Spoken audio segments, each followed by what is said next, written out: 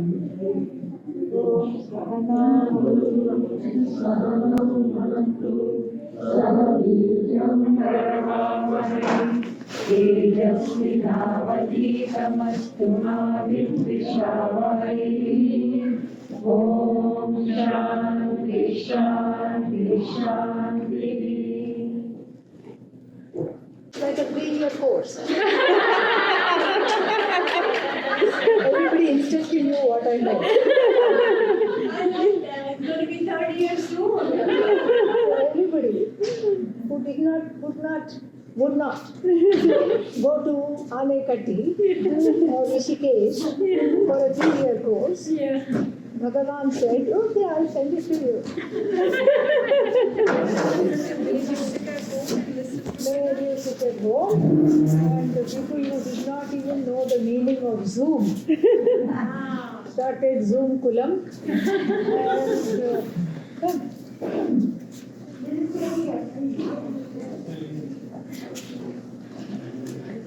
And people who did not know the meaning of Zoom learned Zoom.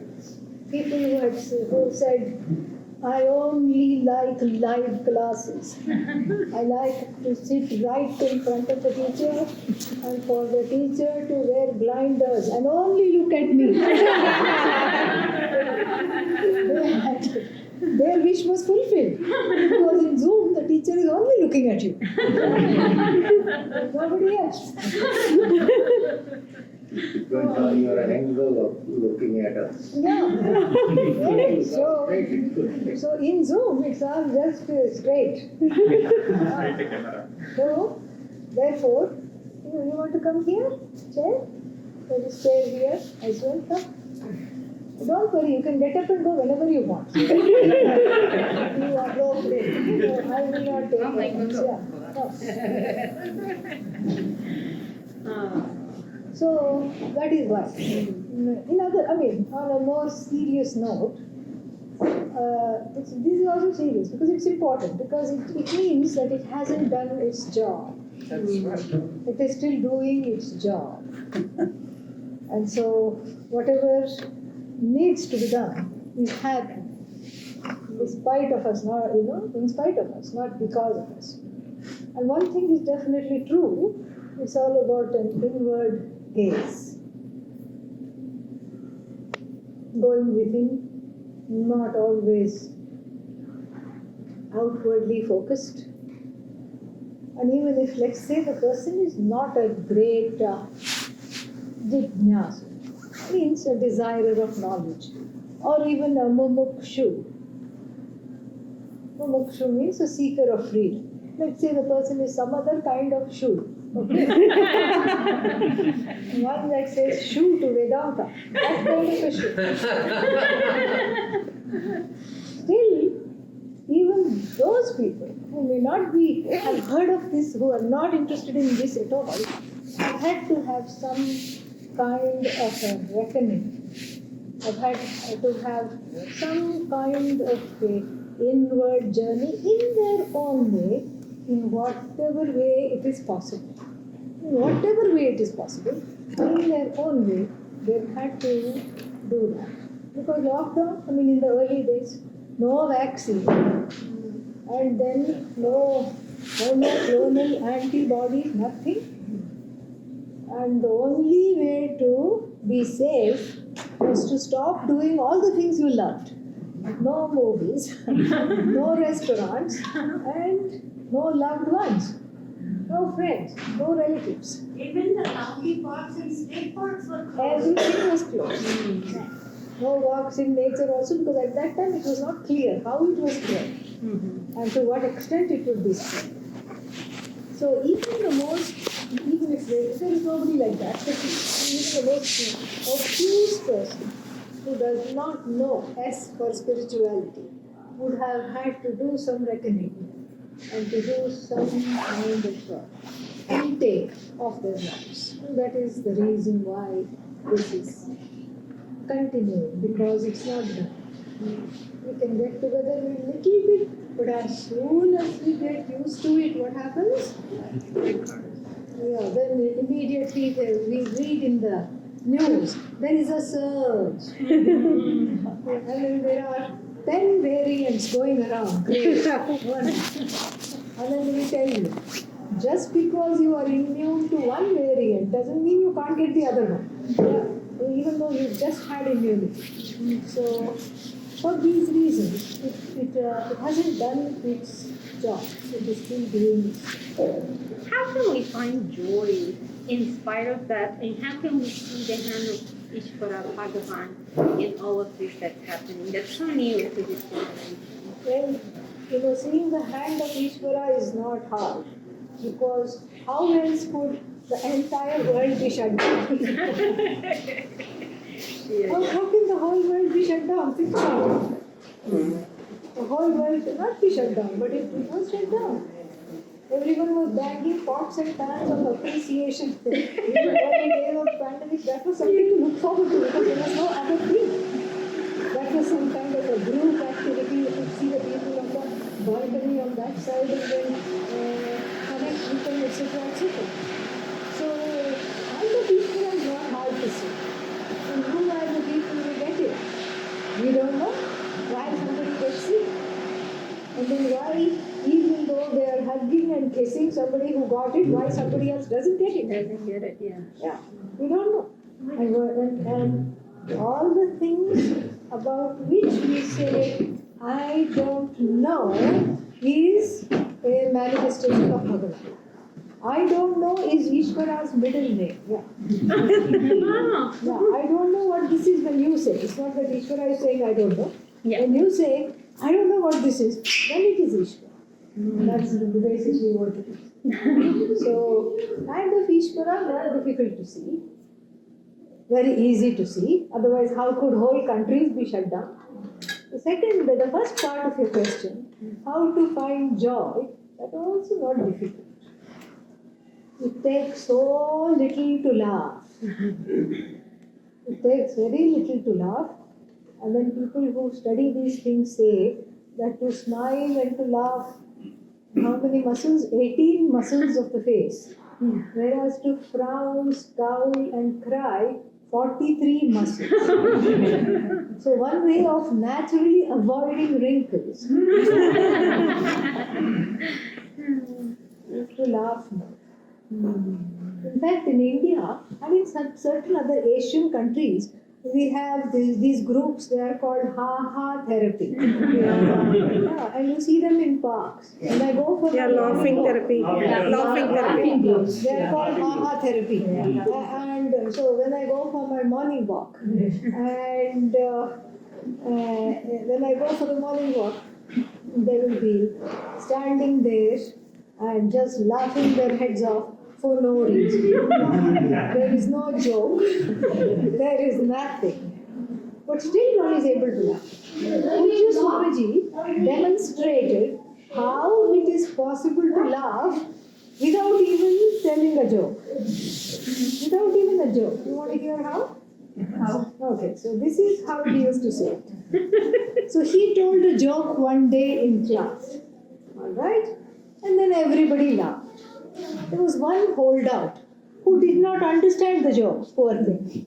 And then, for 1 week, he scratched his head and thought about it. Then he went to Pujya Swamiji.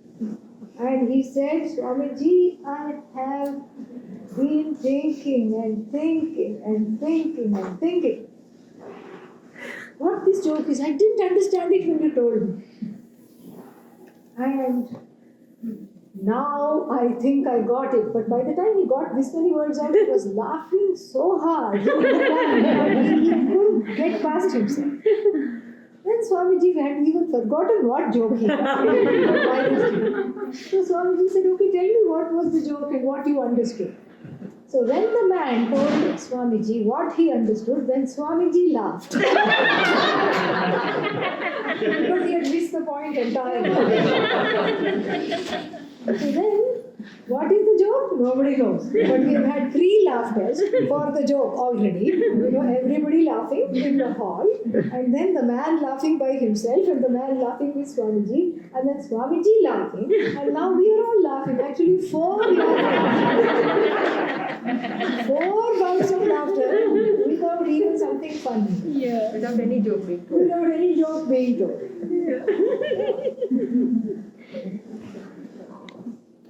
So this is the way, because laughter is natural. It's natural to smile. It's natural to laugh.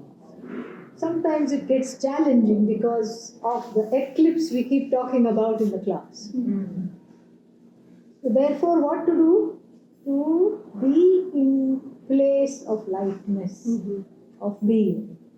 And one way to really do this is to make sure that we are able to laugh at ourselves. That's the best thing. Each time you make a mistake, instead of carrying a whip and beating yourself, just laugh. Just say, I'm so funny. I'll never learn. What is wrong with me? Here I go again. When we try telling it to our better halves, then the situation becomes even more funny. And so you just laugh. And when you're able to laugh at yourself, then when other people laugh at you, and don't worry, they will, then it is not so painful. Then you don't worry about other people's judgment so much because you are able to laugh at yourself. And that's what somebody said, laugh and the whole world will laugh with you. If you're crying, what will happen? You're all by yourself in a corner sitting and crying. That's what it is. Small things. And nowadays they say, what is that called? Attitude of gratitude. And so we just are grateful for what is. Whatever there is, we are grateful. However we are grateful. And if we can't find things to be grateful about, we just look a little more closely. And then we see what's grateful. Small things. Doesn't have to be big things. And then when we start celebrating and being very happy with the small things, then all the things that are troubling us just recede. Just recede.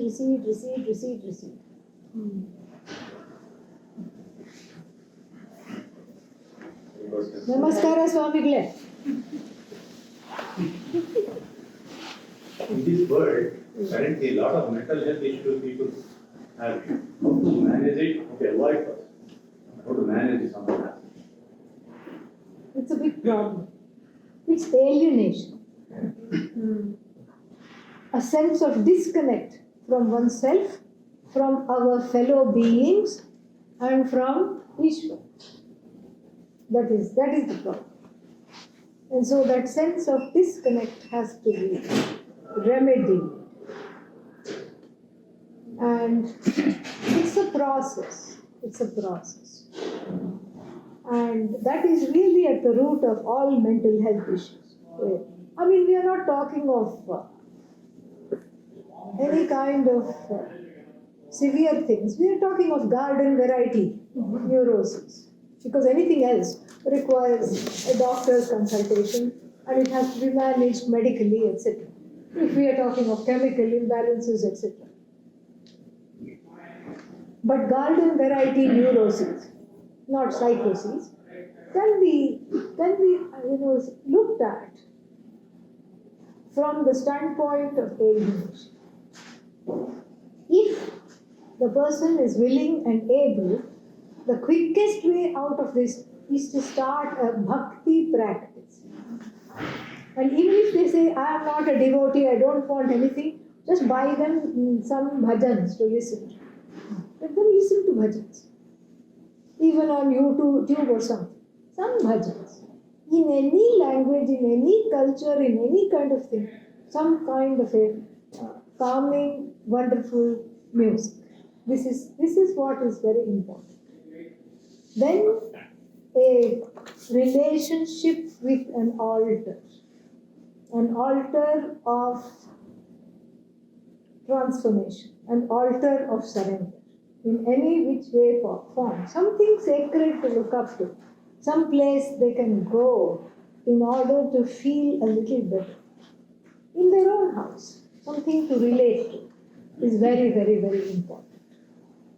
Then there are other practices which connect one better to oneself, like journaling, any other practices that have self-love, like yoga, journaling, even therapy helps.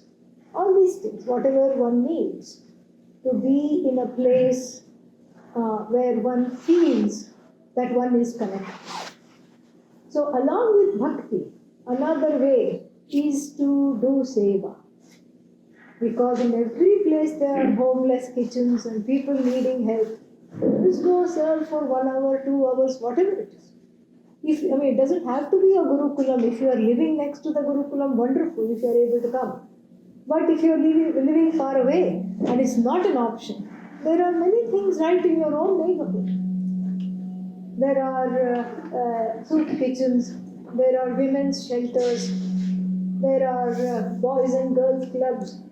Any place you just go and volunteer for 1 hour and all the loneliness and the feeling that one is going crazy goes away. Absolutely goes away. And so this is when you feel like you are contributing to something larger than yourself, then it's a very sane life. Very sane. Sure.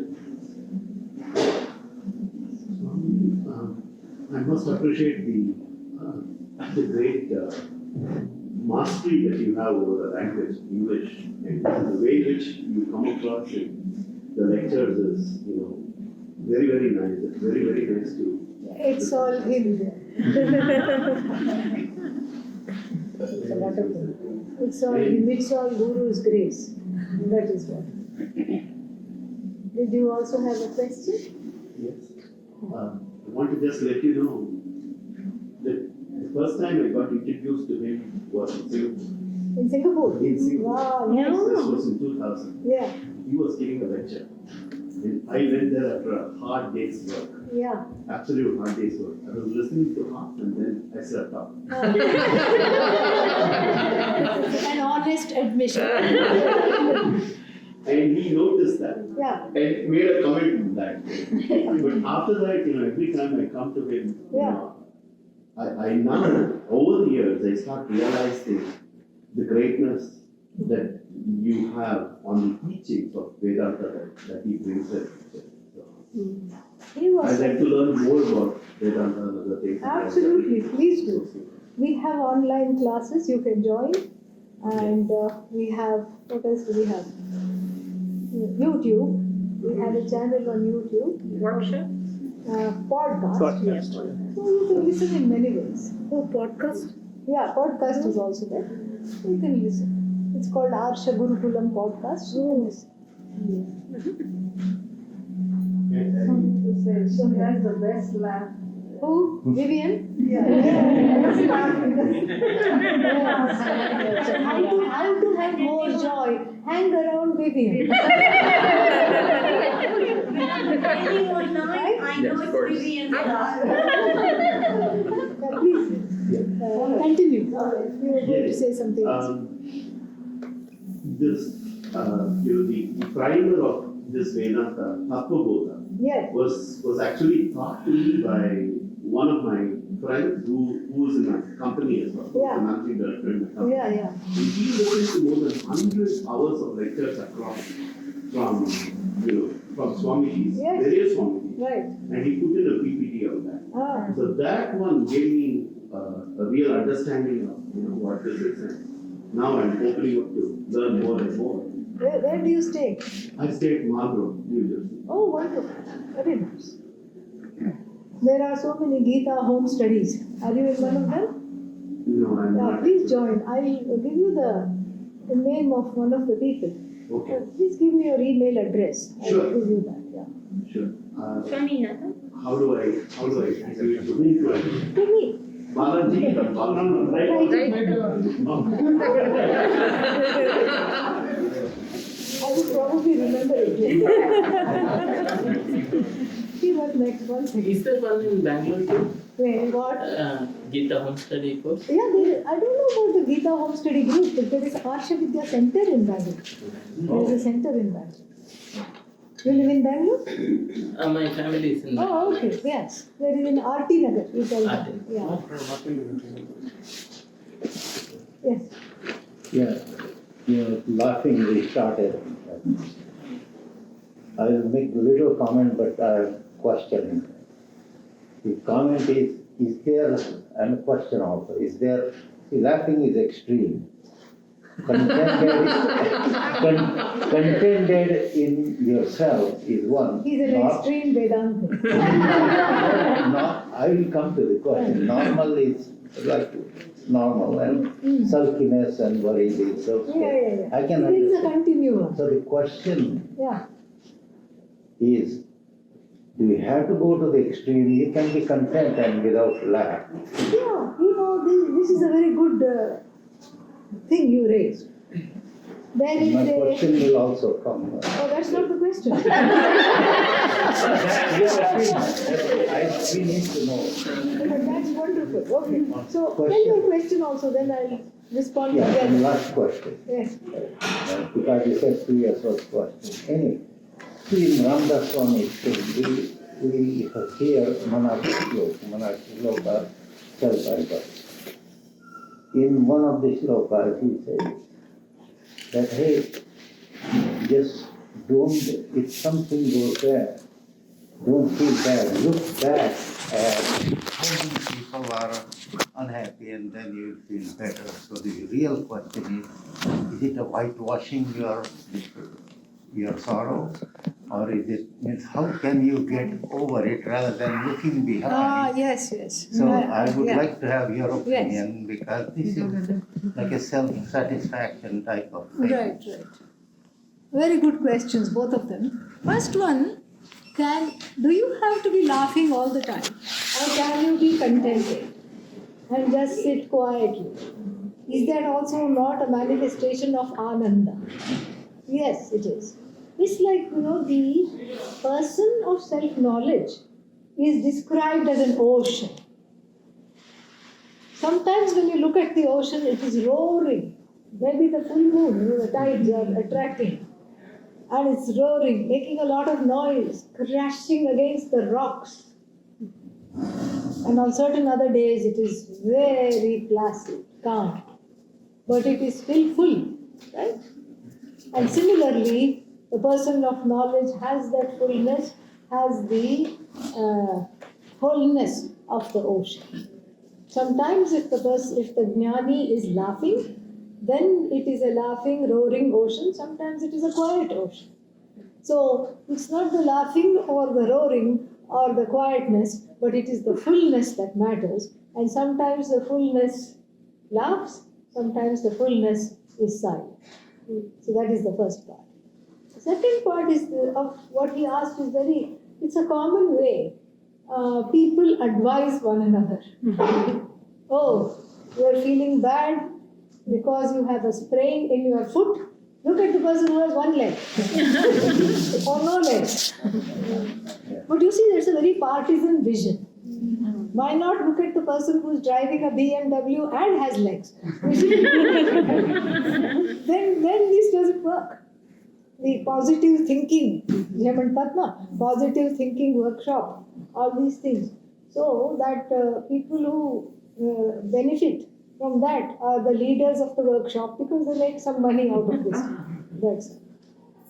So, overcoming the dissatisfaction of one's own life is not going to help by looking at somebody who has less. It's just a temporary fix. Like what did you call it? Whitewashing or whatever. It's just a temporary fix. The discontent must be looked into. Why is it that I am discontent? What is it that I don't feel like I have? And then instead of taking that to be real, you say, whatever it is that I don't have, then why is it troubling me so much? Do a little bit of a self-inquiry. And then make a one side of the page of all the things you have. and not what other person doesn't have, but what you have. And then when you see that, in any given day, that side will overpower the other side. Definitely.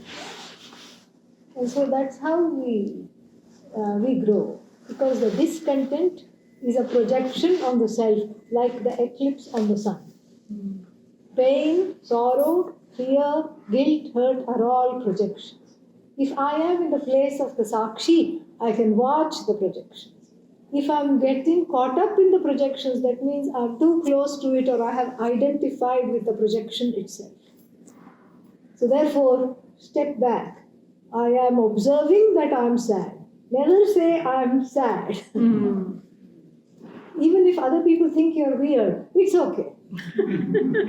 Then you can say, you are observing that I am weird. Okay? That's your perception. That's your observation. Never say I'm sad. Because that's really not true. And sometimes when you say things very often, it gains a certain momentum and it appears to be more real than the I that is full and whole and not sad at the same time. Oh, I feel guilty. No, instead of that, rephrase it. I notice that I have some guilt bubbling up. Then you can say, okay, bubble down, enough. You are in charge. And same thing. I feel hurt by what the other person did. And instead of that, just say, I'm noticing some pain. Interesting. Just like that. Like when you walk around, somewhere you're taking a walk, and then you go by a building, and you see the building has a crack. You say, I walked by this building yesterday, I don't remember this crack. It has a crack. Interesting. That's all it is. But if that building happens to be yours, then there is an identification.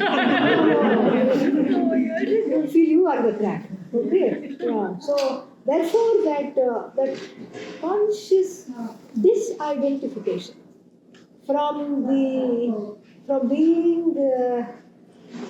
being aligned or having that ownership of the body, mind, sense complex is important to notice. How we think matters. How we talk matters. How we talk to others about ourselves also matters. But it leads to mediocrity, I'm going back to my, like, you're content whatever I have, which I should be as human or all people. But don't be so. But does it lead to mediocrity? I can give example like a tennis player. If you are in the playing professional, that itself. Yes, I understand. That's what I meant in that. Yeah. Regard. Means sure, the professional guy will look back, these are all college students, I'm at least playing professional. Yeah. But his goal is go up and This is a common question I have encountered from many professionals who say that they are not coming. I mean, you are an exception, but here many people say that we are not coming to Vedanta classes because then I'll become contented. If I'm contented, who will run my company? Where will there be progress? What kind of a progress is this? Tell me. What we have now is progress. Really? You get up, you wake up in a rush. You wake up with a heart beating fast. Oh my God, what day is it? What do I have to do? And then you jump into the shower. No Hindu should jump into the shower, okay? And I'll give you the reason why. And you jump into the shower, and then what? You grab a bite to eat, and then you run out the door. And then what? You hit the road. And then you crank out some emails at work. Naturally, you become cranky. And on the way you hit the road, on the way back, you beat the traffic. Nobody cooks. You throw something together. Or if you are a young adult, somebody told me this. I just nuked it.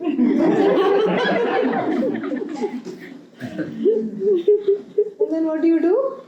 Crash. Are you a machine or a human being? Is this progress? where you're completely disconnected from your body, from your mind, from your senses, from the very fiber of your being. And I tell you this, even though the Buddhist tradition is credited with mindfulness, with the cultivation of mindfulness, the Zen being on this side of the continuum. Like even if there is a noise, this is the joke, the standing joke. You know, if there is a noise, somebody comes, like a wild animal roars right behind me. I will take a deep breath.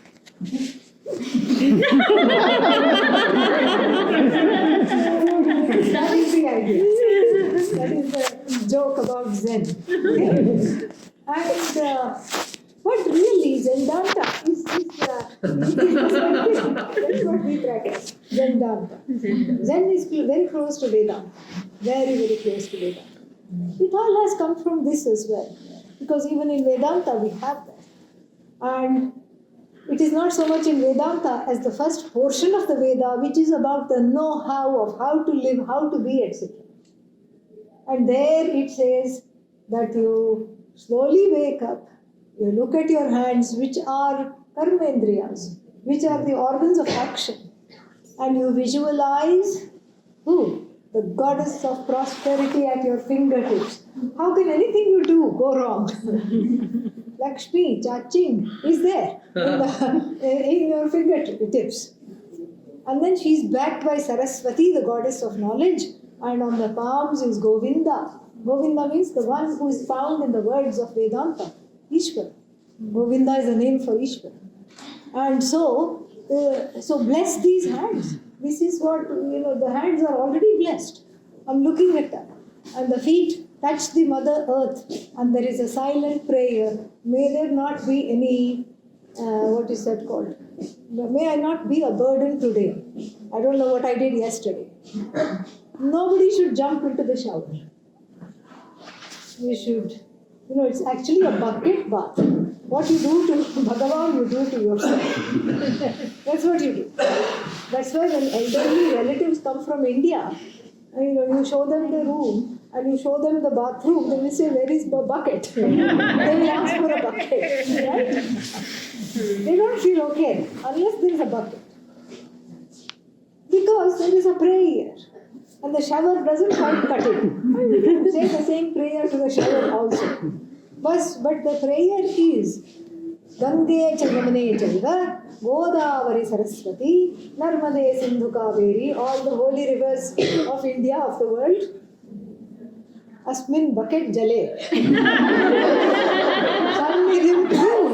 Please enter this miserable body of water. And so basically one feels so fresh. It's like having done Tirtha Yatra, a pilgrimage of all the 7 rivers. It's so nice. And same thing, when you put some chandan or some tilaka here, it is not to some kind of a beautification. It is an acknowledgement of the energy center, which reminds us of the Ishvara that we are wanting to discover, which is within. Same thing. All this. And you never grab a bite to eat. It's an inner yajna. The fire is the Jataragni. Ishvara. Aham Vaishvanaro Bhutva Praninam Deham Ashritah. Lord Krishna declares in the 15th chapter, I am the stomach fire. And that is how I protect all the beings, because I make sure they eat. And that's how they sustain themselves. That's how they have young ones. And that's how the species is protected. Very beautiful. So it is an inner yajna. That's why we are not allowed to put, what is that called, junk food. How can you call it junk and food at the same time? This is not a garbage can. This is the mouth of the yajna pit. So eating has to be done very, very, very mindfully and quietly. When I was growing up, that was what all the elders in my house would say, just eat. Don't talk when you eat. Then here when I came, everybody would say, let's talk it over lunch. And I tell you, the first 2-3 lunches I went, they were all shocked because I didn't say anything. That was my training. And that there is a reason.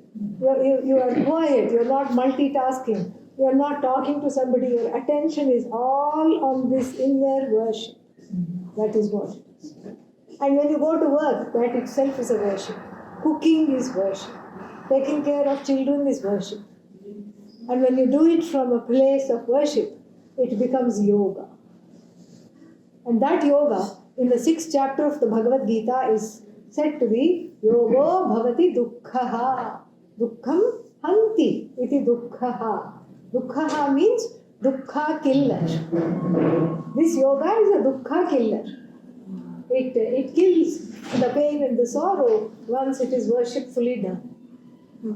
Donna, I just made a little fun of Zen, but in a nice way. I made a little fun of Zen, but in a nice way. Yeah. I made a little fun of Zen, but in a nice way. Because it is Zendanta anyway. Zen and Vedanta are very, very closely aligned. And so you know, you know the yes. And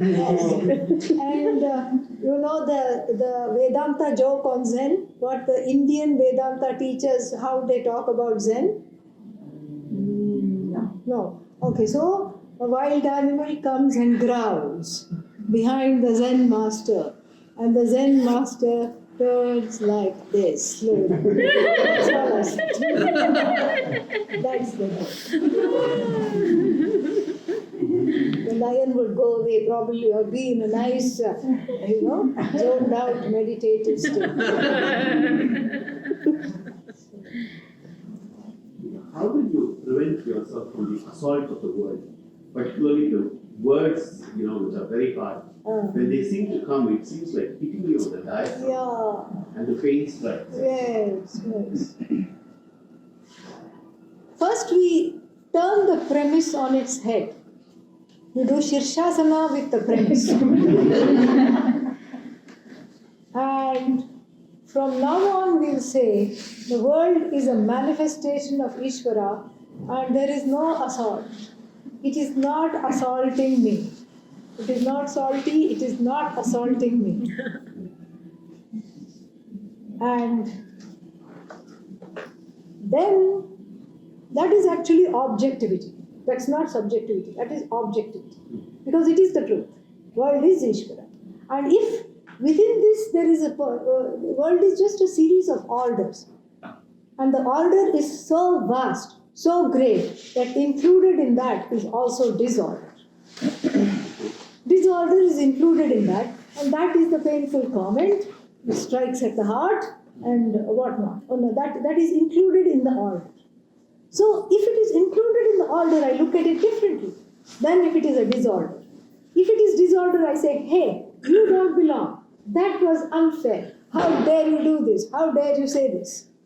But if it is included in part of the order, that the world also has occasionally a few weirdos, a few crazies, and a few hurtful people, people who behave in hurtful ways, then my expectation is arranged accordingly. My expectation has undergone a transformation. It doesn't make the world bad. It doesn't make the world full of assault. It doesn't make the world a painful place to be. Because I have adjusted my expectations in the light of the knowledge that the world is Ishvara. It's a manifestation of Ishvara, an order so vast that even disorder is included in that order. So then, when somebody says something and it hurts, then it's just a little local anesthesia needed. Not general anesthesia, okay? You don't need some kind of a big operation to be done. Just a little balm. Just like when you spray something, you put, what is that called? Bengay, Iodex, something you put. So here you just I know, they shouldn't have said that. Terrible, let me give myself a hug. And let me make a few faces at them.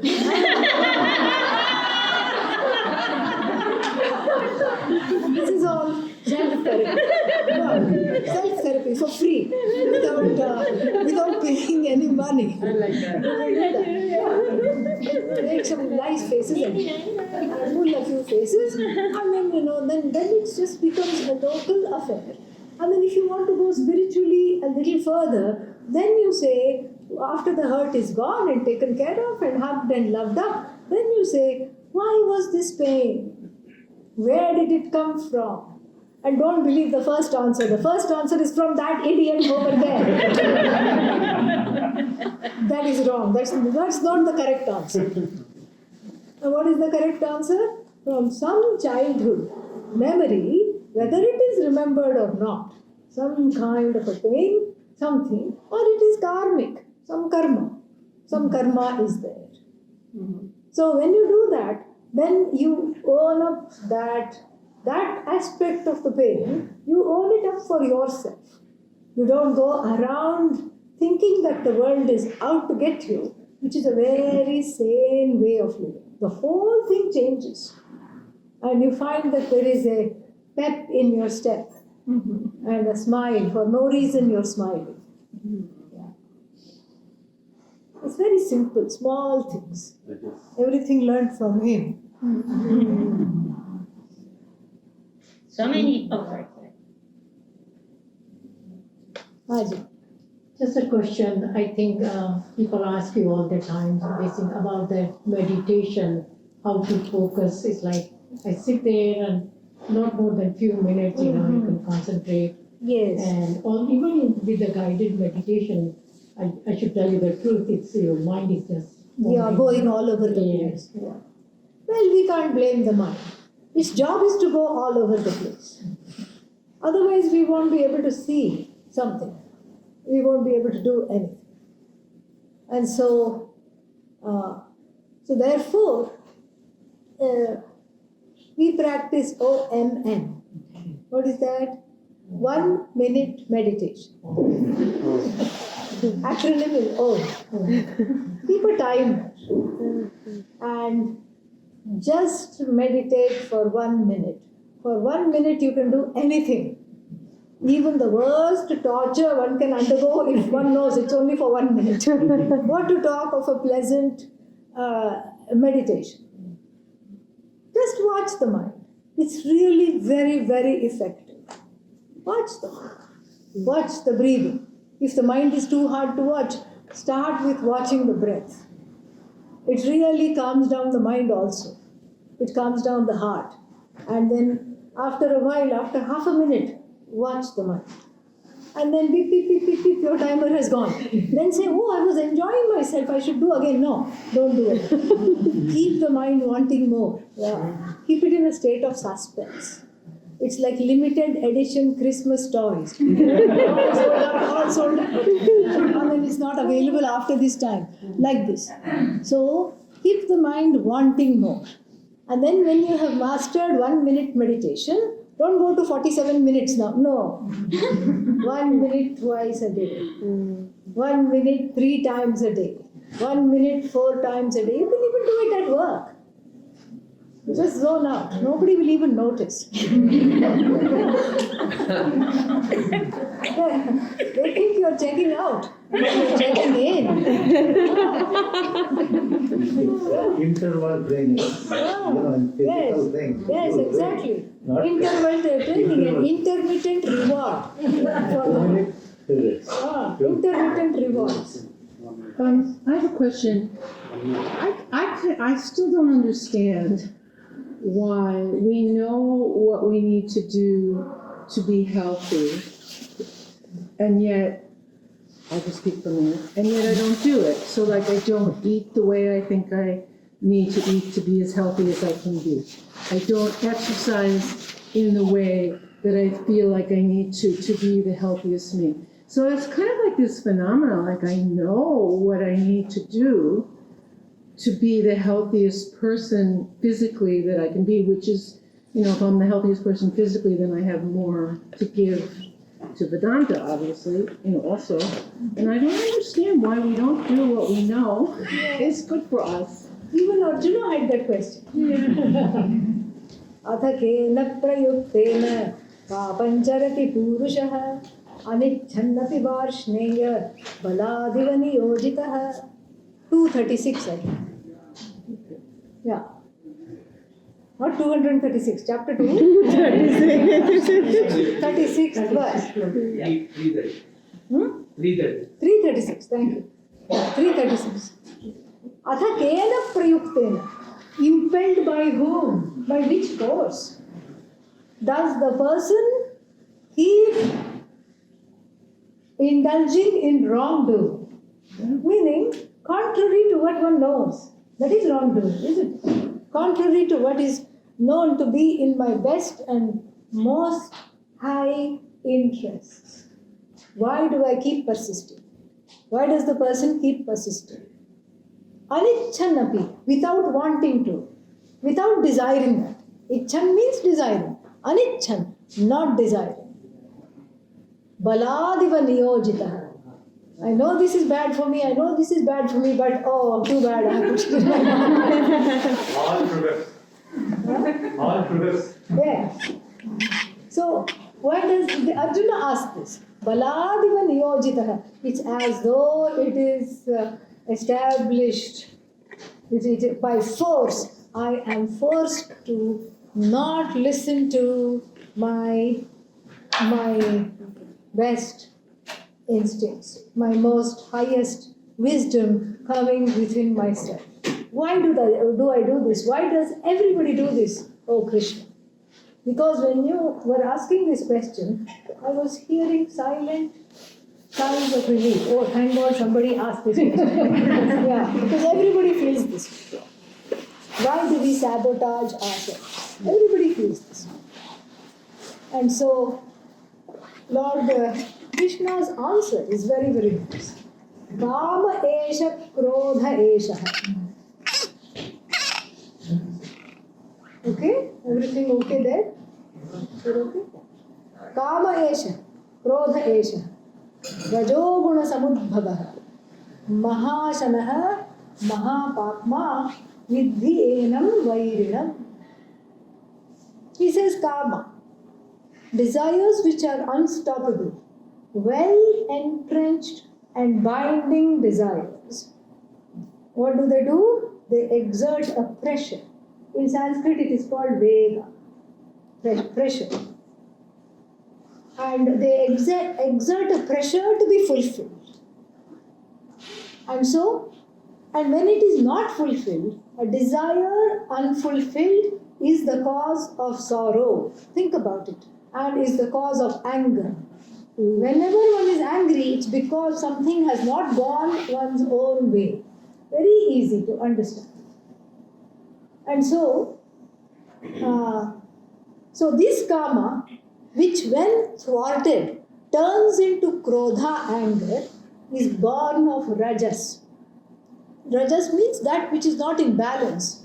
The principle of motion, when it is unbalanced, turns into anger, violence, all these things. Intolerance. This is Rajoguna Samudbhavah. And Lord Krishna calls it Mahapapma. This is the one that is the Kapa. It is the worst offender. Mahapapma means the worst offender. And Mahashanaha means it's a Sarva Bhakshaka. Means it eats everything. It's what is the English word? It's an omnivore. An omnivore is that which eats anything you put it in its mouth. And so this karma, now turned into anger, is on a binging spree. It starts with your brains and eats that up. And it starts with your peace of mind, eats that up. And it will not stop eating because it has a voracious appetite and it just keeps on wanting more and more and more. You can never satisfy karma because it is it has no end at all. So Mahashanaha, Mahapatma, Vidhi Enam. Enam means Krodham or Kama or whatever. Vidhi means please know this to be Vairi. Vairi means inimical to you. So it all comes back to our favorite topic, R&D, Raga Dvesha. Not research and development. This is the new acronym. R&D management. Raga Dvesha management. How to manage the things that I do not want and how to manage the things that I do want. And the answer is delayed gratification. Delayed gratification. If you say, I'm not going to have it, you will have 3 of them. Yeah. That's the life today. Yeah. You will have 3 of them. Yes.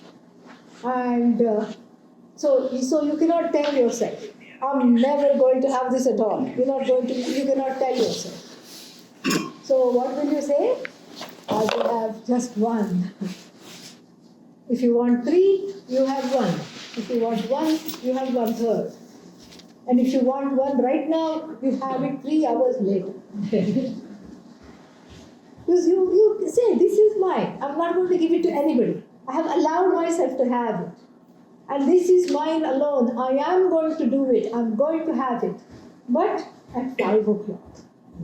If you tell yourself that, then in the meantime you busy yourself doing other things, then what happens is that there is a little space.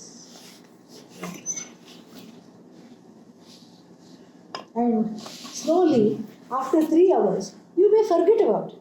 You may totally forget about it. And next day, oh, I forgot to eat this. And then after 3 days, maybe you don't want it as much. So, and we have to be gentle again with ourselves. Gently and slowly we overcome. Yeah, good question. But Swami, what about being consistent and being accountable? Like if I say I want to go to the gym, Yeah. I want to work on myself, Yeah. but then how do you be consistent? Because then it's like, oh, I still have this to do, I still have this to do, and then you don't go to that class or something. Yeah. How do you take that accountability? Accountability. Like how do you remind yourself, no, yourself now you have to go to it. Yes. Give yourself a reward afterwards, then you'll go. Say, if I go to the gym, after that, how many more calories I spent there, then I'm going to a bakery. Something like that. Maybe that's not the healthiest promise, but something else. And that was just a joke. But something else. Maybe after the gym, I will stop and do something that I like. I will look at something that I like. Maybe I'll call a friend that I haven't called in a long time. Maybe I'll visit somebody. Like that. You tell yourself. And then it becomes very, very easy. You don't have any questions? Here is a question. One question regarding the Kara. This one. Karagre Vasate Lakshmihi. Karamukhi is it Gauri or Govinda? There are 2 versions of it. Yeah. I'm a bit confused about it because Doesn't matter, both are right. there's a lot of ones as Govinda. Yeah. And they need to change with Shiva Shaiva and Govinda. So It doesn't matter. doesn't matter. Yeah, if you feel like Gauri Devi visiting you, then you invoke Gauri Devi. If you want Lord Krishna, invoke Govinda. So all the same. There are 2 versions. Yeah. No questions, Sabrina? I always wanted to ask you, can you tell us some instances of your acquaintances with this Swami? Oh yeah, so many. So many. Which one to pick, where to go? Singapore? Were you in Singapore? Pardon me? Were you in Singapore? No, I was not at Singapore. Oh. I was not at Singapore, but I went with him many places. So which one? Can I ask you, once you had mentioned about Coimbatore or Chennai, all the people were throwing their kids. Oh no, that was not in there. Yeah, that's a good story. In Rajamundri, in Andhra Pradesh or Telangana. Where is it now? In Andhra Pradesh. Rajamundri. And there was a Kumbhabhishekam in a small rural place outside. It was not even in Rajahmundry proper, in some village in the outskirts. The Shraddha of those people was just amazing. It is believed that all the punya of the jnani, because the jnani doesn't need punya. The jnani is not asking for things and is not using up the punya. And each time the jnani teaches a class, more punya is accrued. And so the punya all goes to the feet. That is the belief. So these people were milking the feet of Swamiji, not just the feet, from the knees onwards, milking the legs of Swamiji. And he was silently going, wincing like this. So we had to form a human chain. Oh my God. And then, just say, okay, just do namaskar from far. And still somebody would sneak in between. They are trying to yank out one leg. From this side, from that side. Don't get any ideas, people. And then, That's it, having legs up, right? yeah. Just like to sit like this, that's all. So then, the idea is to give your baby to bless. So, put it in the Mahatma's hand or the lap. But then the Mahatma is so far away and there is 10,000 people. What do you do? Oh my God! 9-month-old is whizzing. An 18-month-old is whizzing. They literally flung their baby. Oh my God. So much Shraddha. That it will be caught. For what it has been through, they will definitely put it in the Mahatma's hand. So we have made a human chain, but then we quickly had to go free.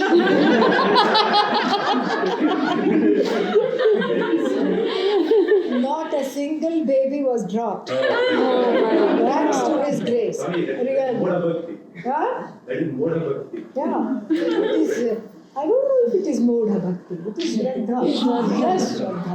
Plain Shraddha. It was just beautiful to watch. I wouldn't call it deluded at all. I think it is just, it was so transformative. And one of my Guru Bhais was telling me, I wish I had this kind of Shraddha, I would have got way up. I mean, to throw your 8-month-old, correct. 8 feet that way. And it requires so much Shraddha. That it will reach, that it will not, they will not allow it to fall. 2 and 3, that it will reach the Mahatma and it will be blessed. Amazing babies. It's the blind Shraddha. Yeah, but it's not blind. That's what I'm trying to say. Yeah. It's not blind. Their eyes were open. They knew what they were doing. What do you do that? Chuck a baby. This is a silly comment I can make. Swami, where Shraddha is, that people are throwing their child. Swami himself or herself should say, hey, my eyes are reaching that. I don't have Oh, don't. He said all this till he was hoarse. There's a time for you. We want to hold you. We want to touch you. We cannot touch you. Our baby is coming into your lap. And then I was talking with some of the people who were with Swamiji, all the other people who were there, and we were joking. So this is how the expression came. Something fell in my lap. Yeah, this is how the expression came.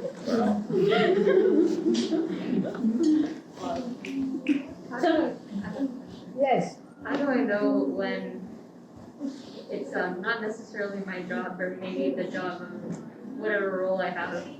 How do I know when I have the job to interfere in a situation? Wonderful. What a lovely question. When is it, quote unquote, my job to intervene in a situation, and when should I stay away? Fantastic question. Very, very nice. And Because life doesn't come with an instruction booklet. We don't know. This is what is called Vishesha Dharma. How do I behave in a particular situation? And honestly, there is no pat answer for that. First, I would say, don't be afraid to make mistakes and intervene in the wrong situations. Because only by intervening wrongly in the wrong situation, you say, okay, this was, this was not correct and I should stay away. Sometimes you need to do that in order to not do that. And you live and you learn. And if there is a formula for this, the key to look at it is somebody in danger? If there is somebody in danger, let's say a man is beating a child on the road, intervene. If it is safe to do so, intervene. Or if something like that, somebody is in danger, a child is crossing the road on its own, an animal has strayed out to the street. So when something is in danger, it's an urgent situation, I would err on the side of intervention rather than not. But if it is just a question of watch and wait and watch and see, then it is okay to see. And maybe later on I say, I wish I had done something. Well, there will be many other times in the course of one's life. So I would just say, if something is in danger and you are in a safe place and you have the power to rescue it. So I should add, if you know Kung Fu. And yeah. So if you know that, then you are very well equipped. You are very well equipped to intervene in certain situations because you can protect yourself. But if it is a dangerous situation and you are not equipped to protect yourself, you can always do the next best thing, call 911. Sometimes you have to do both. You have to call 911 and say, hey, stop, or whatever it is. Sometimes that's all it takes. Mami, Yeah. Riding on the coattails of that question, Yeah. in a collective society, Yes. if you're playing a role which is empowered to intervene when something is happening. I can't hear very well. What was that? In a society, you are empowered. In a society, if you are empowered to play a role. Would they like to join us? Yes. If you are empowered to say. Empowered to play a role. Yes. Say, for example, protection of dharma. Yes. If you are empowered to play a role. If that's your job. If that is my job. Yes. Said or unsaid. Yes. But you have some empowerment by being in the role. Yes. And is it okay to intervene even if you know it may go wrong? Yes. You have to intervene. Yeah. But the question is how to intervene. There are many ways of intervening. Yeah. The nicest way of intervening is so that it is done in a very, without really making a splash. First we try that, rather than making a splash. And things will go wrong. If you are in a position of leadership, expect to be attacked. If you are in a position of leadership and you are not attacked, then that is a rare stroke of luck. Usually, if one is in a position of leadership, because there will be all kinds of projections on the leader, it will be attacked. It's okay. That's why you are in a position of leadership, because you are strong enough to take that and not take it personally. Just say yes. When a leader is attacked, if you are a leader and you are attacked, you say, yes, they have a background. You don't have to know what their background is. Yes, they have a background. And when you say that, there is so much objectivity, you don't take it personally. The whole Vedanta Shastra in action is depersonalizing things in every relationship. This is not targeted at me. This is not all about me. They are going through something. And I don't need to know what thing. Whatever it is they are going through, they said it. So let it be. Let me be the bigger person and overlook that. Let me let it go. But even if it's not related to you, Yeah. Related to as a community. I go to an art class. Yeah. The teacher, for our teaching, we don't contradict him or ask him. Yeah. But he's sometimes very nasty comments about black Yeah. people or some different kind of people. Yeah. So, at some point I did intervene and I said, this is not tolerable. You can't. I'm glad you did. I'm sure other people were happy. Anybody all the time. Yes. Yeah. I'm sure other people were relieved. Yeah. They were grateful. Sometimes, it is a question of who will bell the cat. You're talking about religious, no, religious is totally different. My understanding is that each of us are here to exhaust our own karma. No, that's not right, really. We are here to gain this knowledge. No, I meant this birth. This birth. The human birth is for gaining knowledge. Because as a dog, you cannot gain this knowledge. You can only wag your tail. And as a cat, you can just groom yourself. You cannot gain this knowledge. As a wild beast, big cat, you cannot gain this knowledge. Only the human life you can gain this knowledge. The purpose of the human birth is to study Vedanta, no other purpose really. All other things, exhausting karma, all these things are second. If you are born, of course you will exhaust karma, but that's not, you could have been born as a dog. Why are you a human being? Dog is also exhausting karma, right? Yeah. Here you are born as a human being so that you can be exhausted of all other lives. Yeah. That's why you are born as a human. Jantunam narajanma durlabham. Durlabham means very difficult to get. Human birth is very difficult to get, and we don't know this. And if we saw all our previous births, we would be in perma shock. That's why Bhagavan has put a veil between this birth and other births, so that we can start afresh.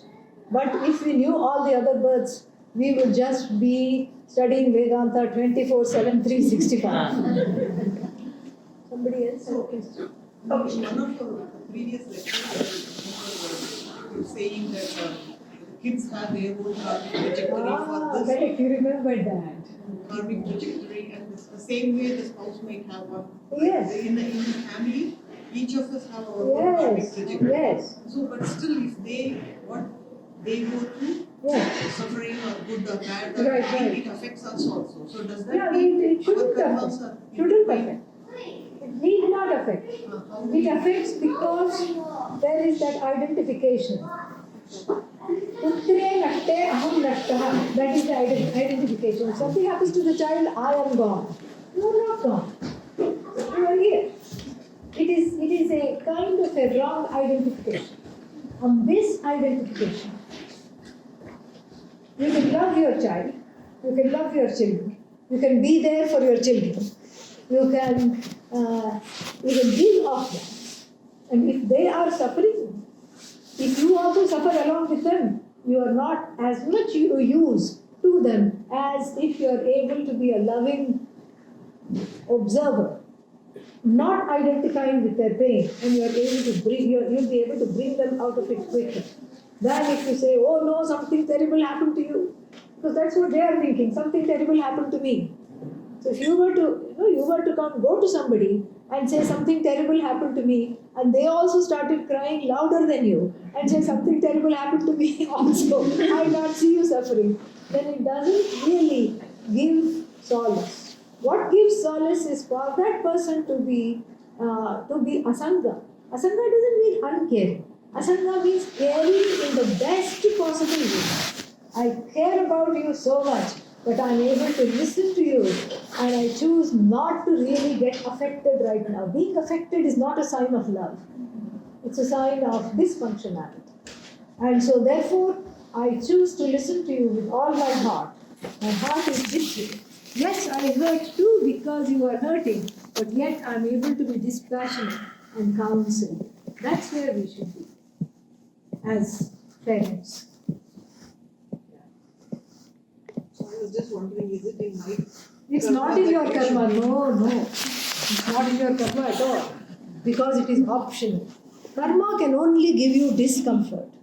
That discomfort turning into pain, emotional pain, is because of Atma Ajnana working overtime. That's what it is. Laura had a question. No? Swami, tell us about your day, typical day, what it is like. Oh, it's so boring. I